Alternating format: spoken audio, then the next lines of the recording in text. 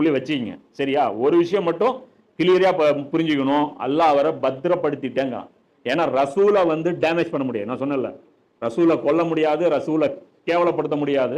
அதுல எப்படி வரும்னு பாத்தீங்கன்னா, சிலுவையில் அறையப்பட்டு போற வரவங்களாம் அவர் மூஞ்சில துப்பி என்ன அவரை அசிங்கப்படுத்தி அந்த நிலைமையெல்லாம் அல்லாஹ் ஆக்க மாட்டாங்க.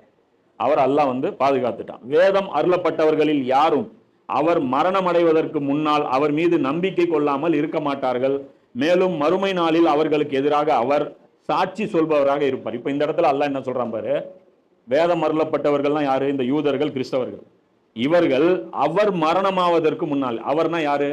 ஈசா நபி மௌத்தாருக்கு முன்னால் அவர் மீது நம்பிக்கை கொள்ளாமல் இருக்க மாட்டார்கள். அப்பனா என்ன அர்த்தம்? திரும்பி அவர் வருவாரு, அப்போ ஒத்துக்குவாங்க இவர் உண்மையான அல்லாஹ்வுடைய ரசூல் தான். ஏன்னா 2000 வருஷமா போன மாதிரியே வந்திருக்காரு. புரியுதா? அப்ப அவரே சொல்லுவார்ல, நான் கடவுளுடைய மகன் இல்லைன்ட்டு. அப்ப கிறிஸ்தவர்களுடைய பஞ்சாயத்து முடிஞ்சு போச்சு, யூதர்களுடைய பஞ்சாயத்து முடிஞ்சு போச்சு. அப்ப அவர் ரிட்டர்ன் வரும்போது எல்லாரும் அவரை ஏத்துக்குவாங்க. இது அல்லாஹ் சொல்றான். மேலும் மறுமை நாளில் அப்படி ஏத்துக்கிட்டாலும் இவங்க என்ன லட்சணத்துல இருப்பாங்க? மறுமை நாளில் அவர்களுக்கு எதிராக இவர் சாட்சி சொல்பவராக இருப்பார். மறுமை நாளில் இவங்க எப்படி இருப்பாங்க? யூதர்கள், கிறிஸ்தவர்கள் இவர்களுக்கு எதிராக ஈசா நபி சாட்சி சொல்லுவார். நான் விட்டுட்டு போன தீன்ல இவங்க இருக்கல, நான் உன்னை இபாதத் பண்ண சொன்னேன், இவங்க என்னை இபாதத் பண்ணானுங்க, எங்க அம்மாவை இபாதத் பண்ணாங்க, இதுக்கு நான் வழிகாட்டவே இல்லை.